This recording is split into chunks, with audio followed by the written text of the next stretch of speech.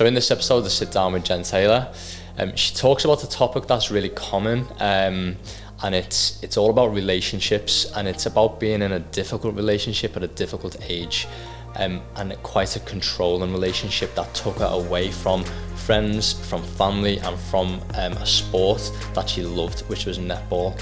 And in this episode, we talk about how she goes through all that, comes out the other side, and gets back into that sport, why it's so important for her, and she's gone on to actually help other people within that sport now. Right, Jen, thanks for coming on, thanks for being here. And this one's a little bit different today as well, really, to what I've had previous, which is good. So, yeah, thanks for your time. No, you're really welcome, glad to be here. Right, so for you, there's always been a love of netball. Yeah. And a love of UFC, which I'm not going to get into because we could literally spend half an hour probably just talking about UFC. Yeah. So I'm going to keep it to netball. But there's always been a love for netball. And can you talk a little bit about how you got into netball and why you kind of liked it and loved it so much? Yeah, so surprisingly, unlike a lot of people, netball started for me in primary school, so probably about year 4, I think. So that's about 8 or 9. Played through through primary school. We got to play against other schools as well, not just sort of as part of PE, and then carried on all through high school. So we did the normal school leagues, county, that sort of thing. So quite a lot of opportunities to play, and then just did it as much as I could throughout school. So was it like part of like your PE, like normal kind of path in PE? So it's not a set like government part of the national curriculum or anything like that, but it's typical as one of the biggest female team sports in the country that it's part of what happens in school activities, school PE lessons, out of school clubs.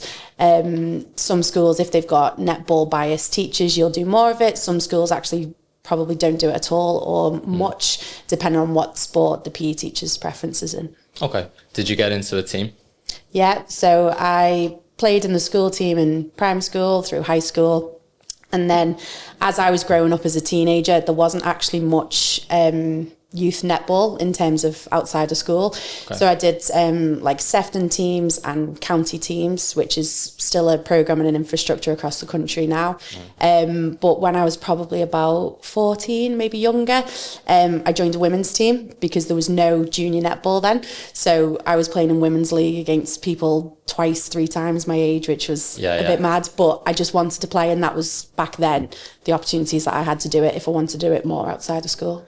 Did you want to be pro? Like, did you think it wasn't a thing really then. No. So netball's had a really interesting evolution in terms of how much spotlight it gets in the media and accessibility. So it's a Commonwealth sport. It's in the Commonwealth Games. It's not an Olympic sport. And it was televised to an extent when I was younger, but not loads, and you kind of had to be like really infatuated with it to be able to access it. There was arena games, but not that often. They would normally be international games, so when England would play against Australia, New Zealand, whoever it would be. So I did go watch the games when I was younger, but even now the sport still struggles from a spectator point of view. So for participation, it's massive. Millions of people play. But on the spectator side, it's not as big. It just hasn't really captured that audience yet. Why is that? I don't know. It's really interesting because you can compare it to football.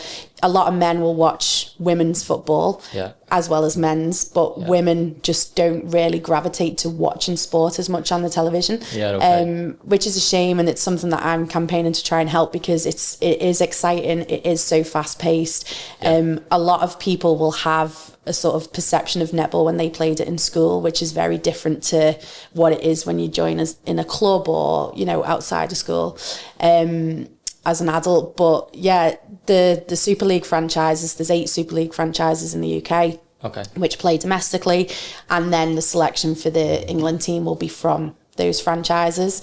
They do an amazing job and go out of the way to make sure it's a family event. There's half-time entertainment, there's stuff going on pre-game, post-game. The players are really relatable. So it actually is an incredible event to be a part of. And I just don't think people realise. Yeah, I just don't realise it's actually a thing. Yeah. You say so many people like play it, but they just don't it doesn't convert to a watching audience. Yeah, which is something everybody's working on. So this year, the Super League started, I think it was end of February, start of March. And it's been rebranded as NSL, Netball Super League 2.0, because it's the start of players being professional. It's not in the same boundaries as professional football as male or female, but it's taken steps in terms of salary brackets, things like that, the whole performance of the arena games. So so there's a start at least to it, like kind of getting that audience. Okay, did it help you with just obviously playing sports? And I used to play like obviously football and everything. I did play like a one kind of lone soldier sport, which was snooker. That was actually, most people don't realise, I actually wanted to be a pro snooker player. Just like literally that is like an on your own kind of sport, but I did obviously play football and everything else. Did it help you with like friends and friendship groups and all that kind of stuff? Yeah, so you always kind of categorize, or not always, but I would categorize my friends. So even now I've got like my netball friends and my outside of friends, and that's what would happen in school. But I was very lucky that my school netball team, it was the same group of girls from year 7 till 6th form. So we had an incredible relationship because we would like train together, play matches together, go to competitions together. And they weren't all necessarily in my standard friendship group from like school lessons and things like that. So it's the camaraderie and the sort of crossover between different personalities is just something else within netball. There's just something about it which is definitely unique. I suppose that's why so many people play it as well. Yeah. It's quite addictive, I suppose, once you get into it. It's just really accessible. It's like you need, which facilities is a whole nother thing which I won't bore people about, but technically it's really accessible. You need 2 posts, a ball, set of bibs. And that's it. Two umpires, and that's it. So it's not the hugest, like the most expensive sport to take part in. And obviously you can have 14 people on a court at one time. So it's great because you've got more people actually being able to play. So your adversity piece is a little bit different, but I think it's something that actually is quite common and a lot of people will relate to it. So just listening to you now, you can see like the love of the sport that you've got and the love of sport that you had. And I think obviously that loads of people go through is they get into a relationship at a young age, which you did, which seemed like a normal kind of relationship as a teenager. But it turned into something a little different, a little bit controlling. Are you okay to talk a little bit around that and what happened at the time? Yeah. Relating to kind of how moved you away from netball and that part of your life? So throughout high school, just any sport I could do, I would. So I'd do athletics, I'd do netball, I'd reluctantly do hockey, just anything, I would go and do it. So I got into a relationship when I was 16 with someone who was 18. Didn't go to the same school, didn't have the same friendship group, so obviously there wasn't a crossover there. And I eventually just become really withdrawn from my normal friendship group. And it did take probably at least 12 months for me personally to sort of recognise the cues of what wasn't normal behaviour. What I was doing was impacting other people who would care about me or be friends. So it would be little things like checking in at break time and lunchtime. So this was all through 6th form, so year 12 and 13. So it would be normal break time where you'd probably have like 10, 15 minutes. You'd be catching up with your friends. You'd be moaning about whatever lesson you've got next. It turned into I had to be on the phone to him throughout that entire time. So eventually my friends would obviously start to be like, why are you ignoring us every single break time? Because the pattern of behaviour was just become so constant. It was every single break time. So we'd be sort of in a corridor, which is where the 6th formers were allowed to go. People would be coming and going across, every age group to get to the lessons or do whatever they're doing. And I would start to get interrogated going, who's that boy behind you? Who are you talking to? Who's sitting with you? And I was like, I'm talking to you. I'm in the corridor. I'm in school. I'm in a public place. Yeah. And eventually these things just kept happening until people would just, or my friendship group, who a lot of them I'd known from primary school, just kind of tolerated me being in the group because they were like, she's rude. What is she doing? And it's weird because you look at it all in hindsight and you don't know how to identify those behaviours yourself or my friends in terms of what's not normal. They kind of just think, oh, this is a teenage girl who's got overly involved in a relationship and is actually just having a really selfish period of time. Yeah. So it's only as you sort of get a little bit older, you kind of reflect on those things and go, actually, I was really probably upsetting my friends or annoying them or making it difficult to be around. Because if I ever wasn't on the phone to him, then obviously I'd want to be with them. And that would make it a difficult relationship because it's almost gives the impression that I'm just using them if he wasn't available.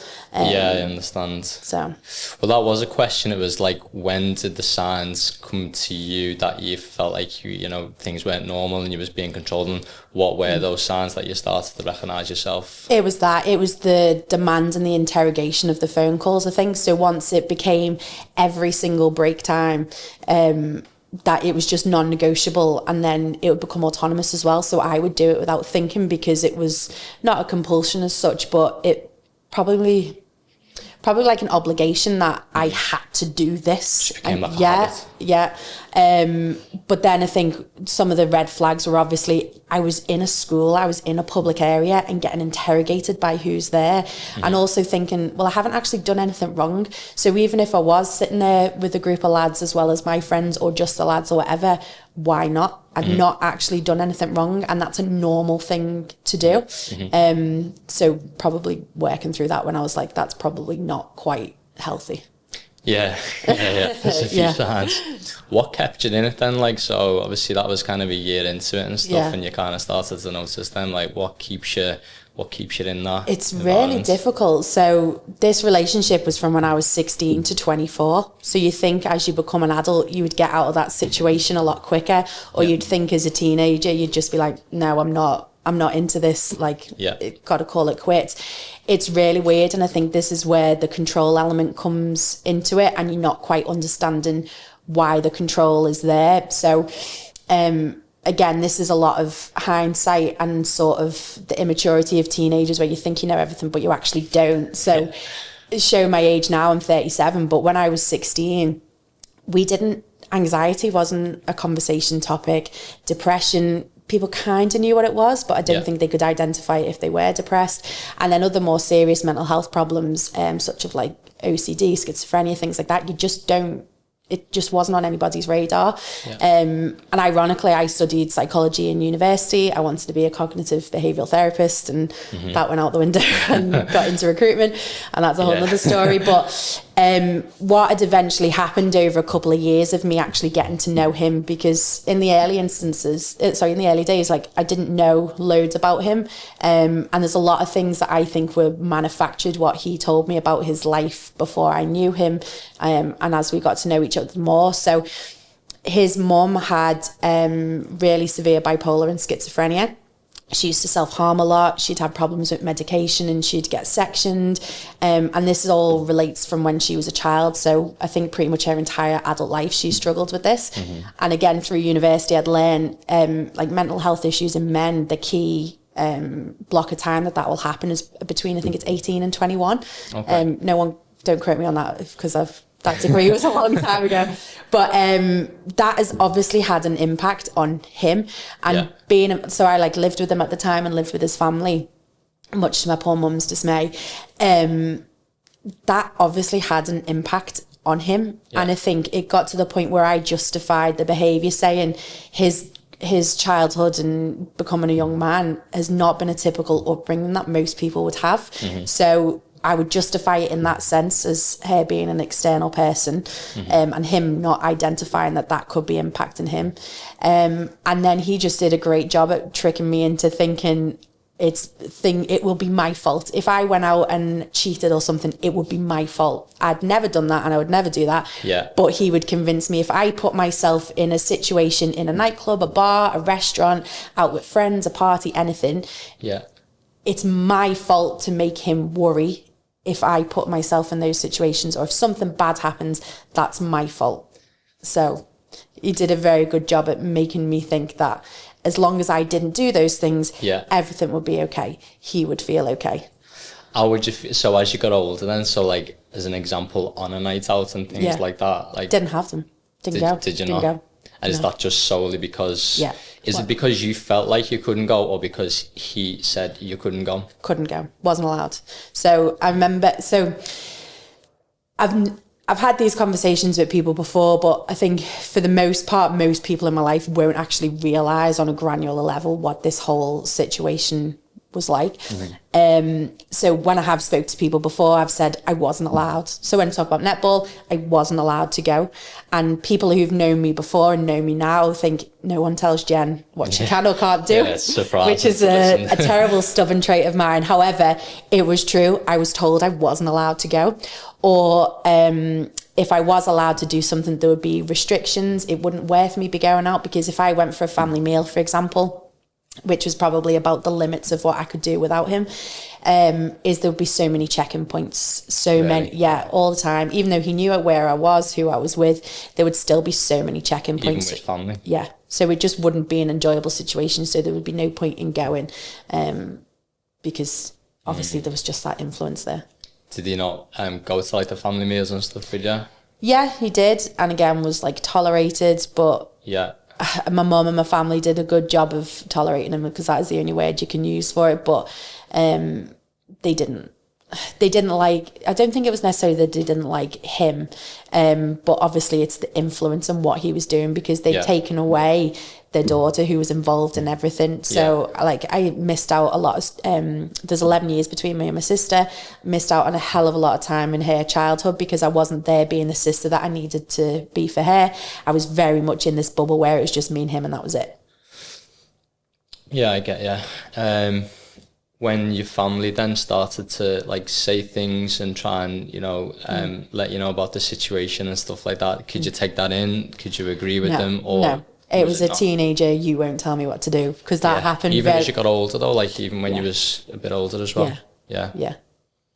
So was you just kind of adamant that he had like the excuses he was saying was valid? Yeah. And I think probably, I'm trying to think, it's so long ago, maybe the last like few years of it, I'd be like, I'm going to sort it. And there'd been a few times where I'd like tried to break up with him, move home, and it would just never last that long, because there'd be that control to get me back, or I would just go, oh no, it's not right, we need to be together. So there was this horrible conflict of emotion where I would plan for like months going, I'm going to leave. This is how I'm going to do it. This is when I'm going to pack my stuff. This is when I'm going to go. And then it could never quite be executed. Or if I did, there would always be a way to come back, because obviously my mind was so conflicted that he needed me or he did love me and all these kind of things. So it was, so you was stuck a little bit. Very stuck. Very stuck, do you remember when when you were saying about you couldn't do things, so you couldn't go out, you couldn't... So netball was a massive part of your life. Yeah. Do you remember when you said you can't... Do you remember like the first time you said you can't go to netball? Is that how it happened? It was just everything. So I would still play school netball in sixth form, and that was during school time or just after school, and that was it. And I remember him sabotaging an athletics competition once that was at school, and I can't remember why. And it's funny, like you'll go back and you'll think about things. And I remember being at the school, one of my best friends at the time was like furious at me because I left to like go meet him at the front of the school, and he told me that he'd been the doctors and that he might have testicular cancer. And that was never discussed again. It didn't happen. He didn't have it. There wasn't any issues. It was literally said to pull me away from that competition. That was it. And I've only just remembered about that now, because that was some of the mad extremes that things would go to. Extreme lengths. Yeah.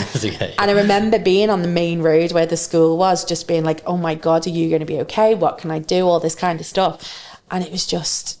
And that's just where the level of control, but so it was never you can't play netball, it was you can't do everything. I remember at one point having a conversation, I think all my friends had started to turn 18, like a lot of our birthdays were at a similar time, and I went to one of the parties out of all of my group of friends, and that was it. And I think I was even there for like a couple of hours, and that was it. But I remember some absolutely crap story about saying he used to go out with a girl who was a dancer and she cheated on him, and this is the root of why he's so paranoid and things. I'm like, you're 18, like, you know, it must have been a difficult situation if it was true, but it's not make or break, like, come on. And that was one of the things where sport was associated. It was she was a dancer and she had an affair with his dance partner or teacher or whatever. So there was like so that correlation was with that, as well as then that just turned into everything. You can't do anything, can't go anywhere. towards the end, had you lost all your friends at that point? Yeah. Oh yeah. Was netball was there any association to netball at that stage, or was it like a distant memory of like your life? Literally nothing. So like finished sixth form, didn't go to like the sixth form leavers thing or anything like that. Like I said, friends just wouldn't invite me out anymore. I remember my PE teacher going absolutely nuts because I wanted to go to Loughborough University to do some kind of sports physiotherapy or something sport related. That's all I ever wanted to do. And I'd known this teacher for like all through school, and she's brilliant. And I remember going absolutely nuts, shouting at me in the toilets, going, I cannot believe you're letting him influence your decision about your education stuff. And I was just like, yeah, that's what's happening. So I went into university then with like literally no friends. Yeah. Made one friend in university who we were in classes with. But again, I didn't do any of the social aspect of university. I hardly knew about university netball, and obviously I would have hoped to have found out about it, and I know for a fact I would have been totally ingrained in the whole thing. Oh yeah. But I would literally turn up to a lecture, do it, and then come home, and that was it for that whole 3 years. How did it all come to an end, and how did you manage to get away from that situation eventually? Ironic. So we'd had like a couple of little breakups and stuff. So I think at least a year, maybe 2 years before we'd finally broke up, we were on holiday, and he was just like glued to his phone. And so I'd have been like 22 or something at this point. And suspicious behaviour and what it's like. And yeah. I did go snooping on his phone, I'll admit that, but he was glued to the thing. And I couldn't believe it that he'd told people he was on a lad's holiday, but he had no friends either, like literally none. For the whole time that I knew him from when I first met him, he didn't have a friendship group, so I never got introduced to a group of friends. And it's hard because I don't know what that was like for him either. So I know the issues with his mum, and that's probably why it made him partly why he is, but I don't know what the friendship group was like, and clearly that has impacted something as well. So you can rationalise it all, but I remember thinking, we are not on a boys' holiday, it's me and you. So that was like, we came back, and again I'd spent ages planning, going, how do I get out? So we did that, and then got back together again, and then I think it was probably at least a year or so after that, we moved to Manchester because he got a new job after he'd been to university. Found out again he'd had loads of affairs, confronted him on that. And it was... So he'd had loads of affairs? Yeah, with like... So he's like living this... So this is the ironic thing. So he went back to university to study mental health nursing. Mm-hmm. And he was out on like nights out. I'd be picking him up at like 2:00 in the morning. I couldn't go anywhere, but he could go on a night out with a predominantly female cohort till like 2:00 in the morning. So you see all the things that aren't right, but you kind of justify to yourself that it is. And I'd confronted them all on those, and it just like got dismissed. It was really, really bizarre. And then I'll never forget, because of the irony of it all, on the what was it? The London Olympics, like closing night thing. Yeah. That's when he said, I think we need to call it quits. And I remember being on our balcony going, like having a full-blown panic attack, which I've never had in my life, because I was like, the absolute audacity of this human who has wrecked my life for the last 8 years has gone, I think we need to call it quits. And I was like, no. So, you do have to laugh at that. And all the I told you so's that would have come off, and you're just like, I know. So went back to my mum's. She was going on holiday, and I was saying, can I just come stay for a bit, and I'll spend some time with you, and then you'll go on holiday. Mm-hmm. And she was literally leaving for the airport, and I went, we've broke up. And she went, are you kidding me? I'm about to leave the country. And I'm like, I'm really sorry. Yeah. So they went away. So it was great, actually, because I had the house to myself for a week or two, whatever it was. And then during that time, I still remember going, no, we should be together. And then, right. So you was trying to stay. Yeah. And in the back of your mind, you're thinking, why?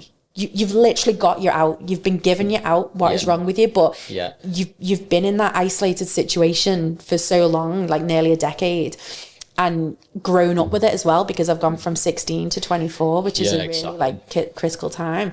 And I remember him driving to the house with like all of my stuff, and eventually I went, you know what? Yeah, I've got the out, and it's done. And literally, I think it took 2 weeks, maybe 3 weeks, and I was like, okay, I'm done now. I'm over it. You closed the chapter on it. And that was literally it. So I'm very lucky, and this is where netball and sport comes into it, that I'm not some broken human who thinks people are going to cheat on me every 5 minutes, because I've very much isolated it into going, that was just a period of life. And I think because I'd always had in the back of my mind that that was not normal, I've been able to go, yeah, park that. That was one chunk of time. Yeah. It doesn't happen again.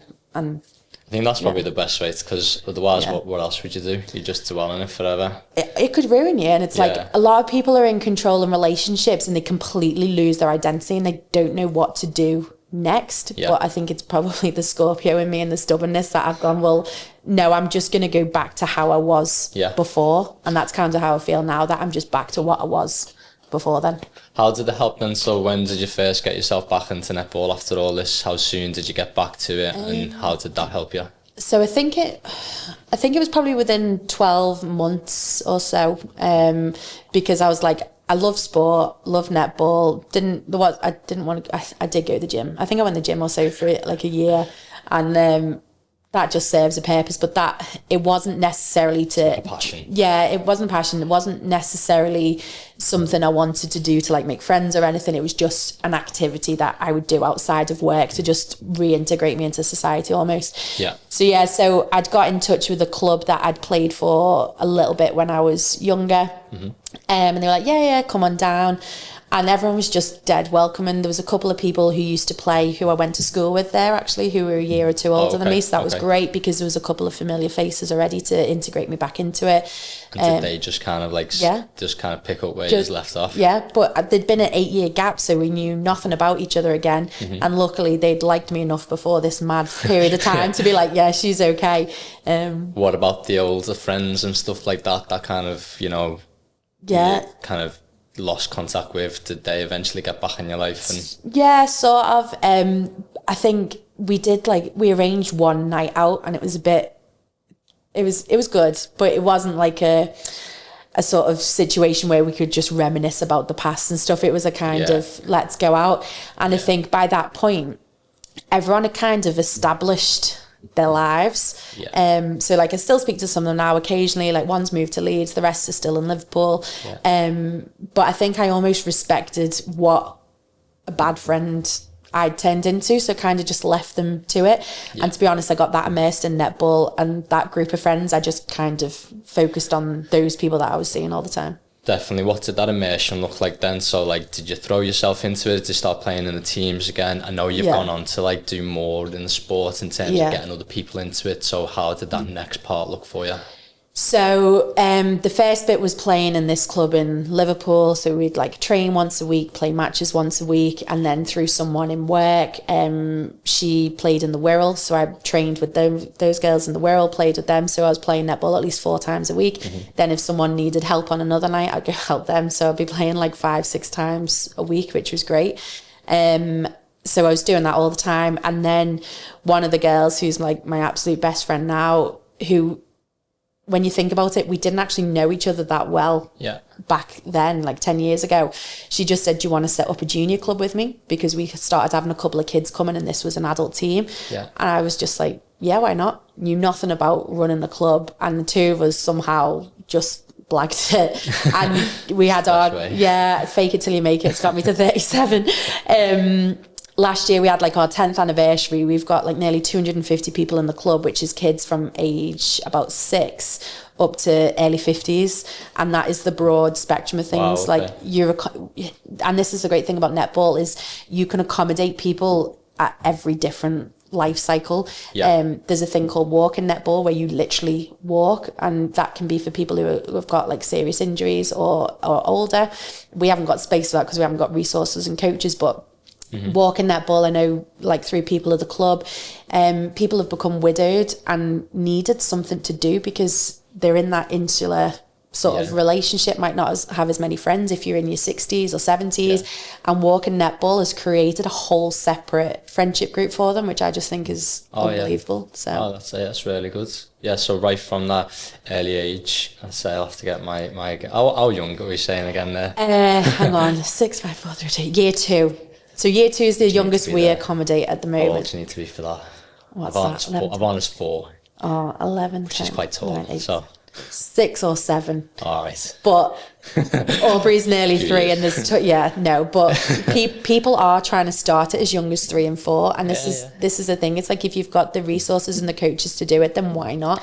At that point, you're teaching them to be physically active rather than the competitive element of the sport. So if you want to be a netball dad and learn to coach, we can absolutely set that up for the girls. I'll do it. Can we just say that this is on camera and on the record that you've admitted that? You invited me to one game of netball once, and I showed up and played. We did the workplace tournament. It was great. I'll turn it to coach as well. Yeah. If I commit, I'll be there. Yeah.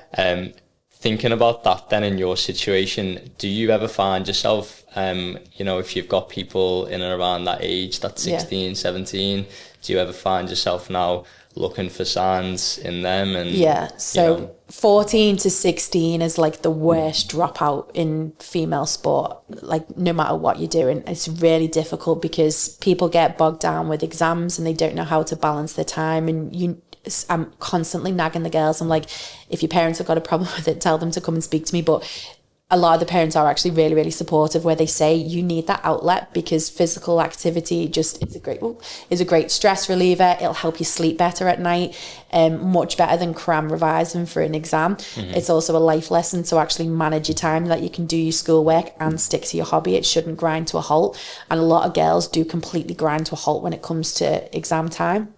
And then you've also just got the pressures of being a teenager, where they just kind of stop just naturally at that age group.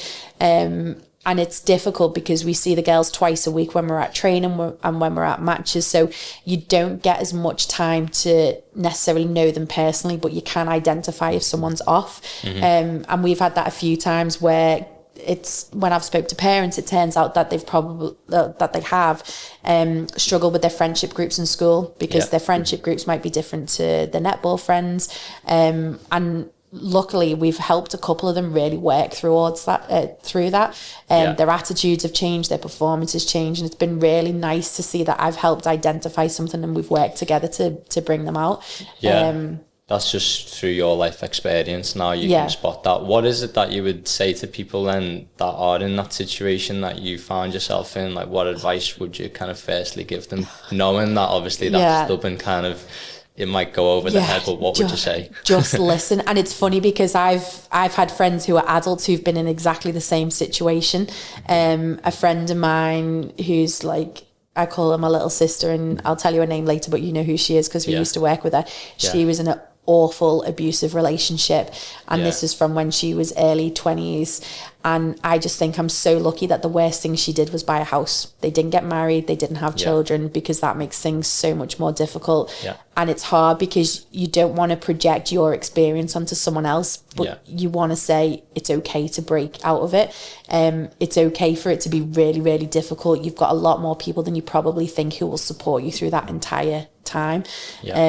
So my advice would just be, please listen. If someone's that adamant that what you're doing is wrong or not good for you, just listen. Like, please listen to them. For you now as a mum then, so does it help you doing netball, like having something else to focus on? Because I know, we both know the situation with having a couple of kids now young. It's full on, so having that kind of place to go to do your netball for yourself and other people, does that help you? Yeah, definitely. And I'm admittedly a really selfish person. I like, not in just in terms of, if I want to do something, I try and do it. I try and make it happen. So I did wait till I was older to have kids, because I needed to be able to relinquish my free time to give to somebody else, which would be my kids. And it's hard now because it's a juggling act. I rely a lot on family members and my husband to make sure that they're looking after the kids when I'm doing my stuff. And getting that balance is really hard, because it is making it about me and not necessarily them. Although my daughter was at the Birmingham Commonwealth Games when she was like 8 weeks old. She came along to that. She slept through Jamaica beating Australia for the first time, but I'll let her off for that. But I try and integrate them in that as much as I can, because it's making the two of them aware of different social situations, different people, and just a different life experience compared to what you'd get just going to a soft play at a weekend or whatever it is. Definitely. So I'm trying to give them these life experiences and to just see you know, what's going on. But like one thing I just did want to go back on when you were talking about the kids and trying to identify if there's problems with them. Everton in the community is a charity of Everton Football Club, and as much as I'm a Liverpool fan, they'd reached out to us because they have funding and they'll work with other sports, not just football. So we did a whole week where they came to every age group and did a mental health session for us. Oh, nice. So it was brilliant because they would talk about how do you recognise the signs of anxiety, depression, all these things, because this is what I was missing when I was a teenager. If I probably was depressed at one point, but I don't know at what age I would say that, but my friends probably wouldn't be able to identify that because I could put that front on and everything could seem like business as usual. But this course, the course that the guys put on was brilliant because it would help people identify changes in behaviour to say, actually, that probably needs flagging to an adult because that's not quite right for how we know that person to be. So things like that was great. And there's, you know. That's really good. Yeah, that's really good. What's the next steps then for you in terms of what you want to do in netball, and also kind of finally how, if people are interested now in getting into it, what's the first thing that they can do and who can they go to? I probably can't take it anymore. I'd probably divorced if I if I took any more. But 250, is that not enough? Anyone? No, well, that's just one thing. So as well as the club stuff, like I organise 3 charity netball tournaments a year through the club, which are to raise money for the Mark Edwards Foundation, which is in memory of my friend's husband. And that charity supports gifted athletes. So it could be any sport, but because a lot of sports have like travel costs, kit costs, competition entry fees, which can be huge, we raise money to support people who might not necessarily be able to afford to do that, so it helps them on their sporting journey. So we do that. I'm also the chair for Northwest Netball, so one great thing about our sport is that we have links with England Netball, the governing body, and the paid staff, so we work together to make to make sure grassroots sport is where it needs to be. And then there's all other intricacies about like the performance pathway and how you eventually get to play for England. But the volunteering side of things has been great because you really get listened to about what's happening on the ground and what needs to evolve to sort of make sure everyone can engage in it as much as possible. But what I would say is for anyone wanting to get involved in it, you don't have to play it in school to join a club. And I know like netball in school is great, but it serves a purpose in terms of PE lessons and having a school team. And a lot of schools can't necessarily have 3 or 4 school teams, even though there might be that many girls in a single age group who want to play. So I would just say, don't be put off. If you don't play in school, you don't have to. You don't have to stop there. You can still join at a club. If you've played in high school and you're now 28 and you want to decide to play, there's space for you. So netball, if you go on the England Netball website, there's a club finder and a session finder, which is really easy to look up. You can go to Back to Netball, which is, you know, adults who've not played for a long time. Club Finder will let you find junior and senior clubs in your area, and you can just get in touch and say, look, have you got space? And they'll let you come and down, and they'll go through everything. They'll tell you if they play in competitions or they just train. There's everything. England Netball put on programs like Netball Now, where you literally just non-committal, turn up, go play for an hour, see you next week. That's it. So there's just so many ways to do it, so you can be involved in it as much as you want or as little as you want. And then obviously you've got the volunteering side. If you want to learn to officiate and be an umpire, you want to coach, all these you can do everything.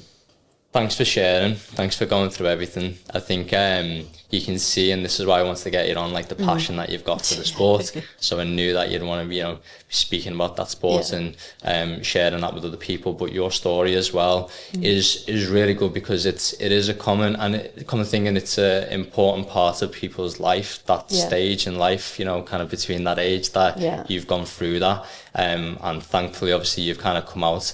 And I think it just shows straight away getting back into something that you love.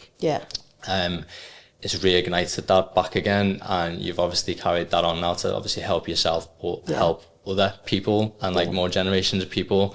And one thing that I will say that you did say there, and I do say this to clients and people that I know, is especially when you're a parent, you know, having that thing that you still go to, that even if it's 1 hour a week, even if it's like, do you know what I mean, just half an hour, 1 hour, whatever it might be, it's really important for you to spend that time for yourself, even though you might feel, and I feel that sometimes that selfish feeling of doing something for yourself, it is really important to still do it, because it actually makes you a better person and actually a better parent, I think, as well. Like, if you do give yourself that little bit of time, even though it feels selfish at the time, you need it. You need to, definitely, and I couldn't agree more. And, you know, people have kids at different ages. Some people might have twins, some people might have 4 kids, whatever it is. You can always create an hour or two somewhere to say, I'm going to go do this for me. Definitely. Because that is still part of your identity, even though if it's a tiny amount of time you spend in the week. And don't convince yourself that just because it's an hour here and there that it's not worth having, because it absolutely is, and you should do it. So yeah. Cool. All right. Thanks very much. No, I appreciate it. That was really good. Thank you. Thank you.